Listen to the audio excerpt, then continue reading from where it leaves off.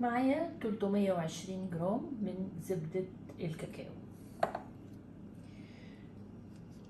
هضيف عليهم 250 جرام من زبدة الشيا.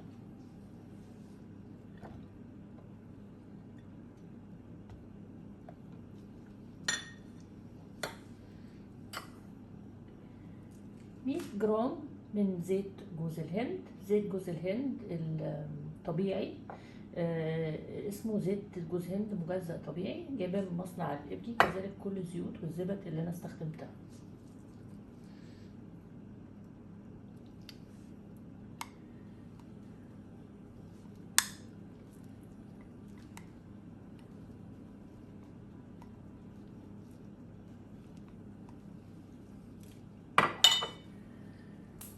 وده زيت جوز هند مجزأ اللي هو كابريك ترايد جليسرايد. ده انا بجيبه من نيرول، تقدروا تطلبوه كمان من الاستاذ علي الكيميائي، اللينك عندكم تحت في صندوق الوصف.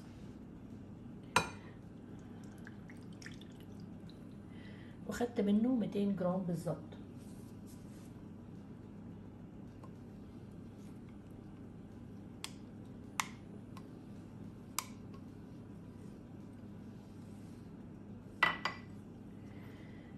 و100 جرام من زيت اللوز الحلو. طبعا انتوا لكم حريه في تغيير الزيوت زي ما انتوا عايزين، ان شاء الله تستخدموا نوع زيت واحد بس.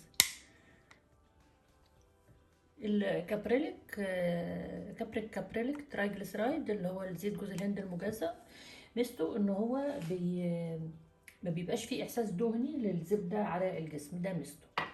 تقدروا تستبدلوه باي زيت خفيف، وممكن تستخدموا بدل كل الزيوت دي نوع زيت واحد بس خفيف. هاخد دلوقتي الخليط ده على حمام مائي على نار مباشره علشان يدوب.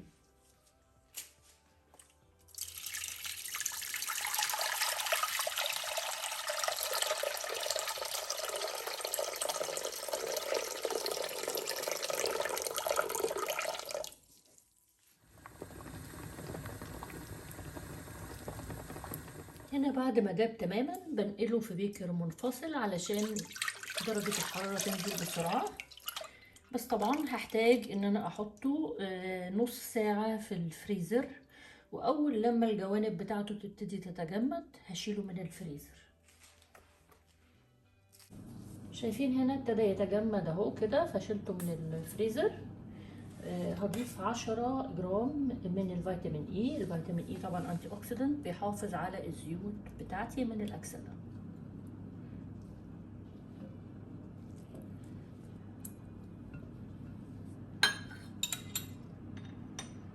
وهضيف 20 جرام من زيت الفانيليا. زيت الفانيليا حلو جدا مع بداري خالص، ريحه زبده الشيا وريحه زبده الكاكاو بيليق عليها قوي، والريحه بتاعت الفانيليا عامه بتريح الاعصاب قوي.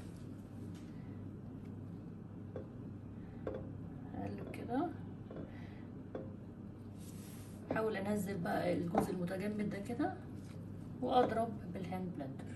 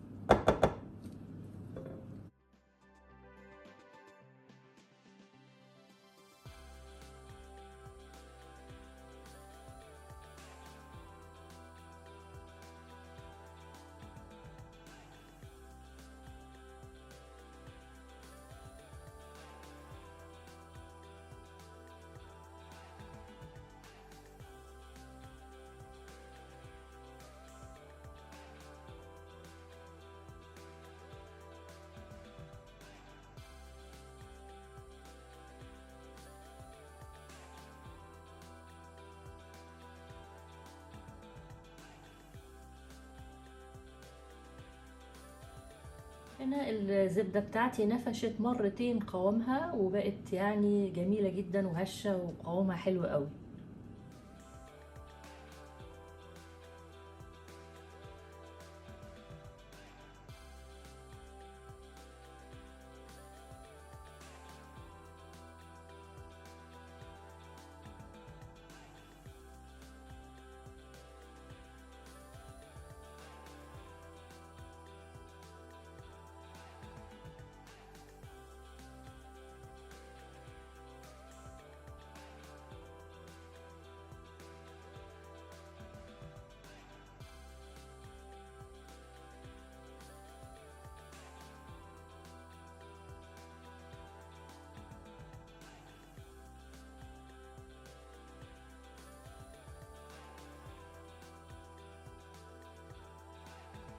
نجرب بقى مع بعض الزبدة، حاجة بسيطة كده، واجرب اهو على ايدي كده.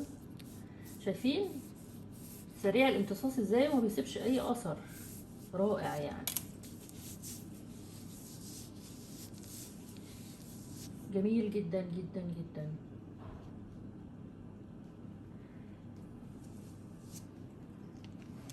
لو عجبك الفيديو ما تنسيش تعملي لايك وسبسكرايب، تفعلي الجرس وتسيبي كومنت كمان وتعملي شير. وشكرا جدا على المشاهدة، انتظروني الفيديو القادم ان شاء الله.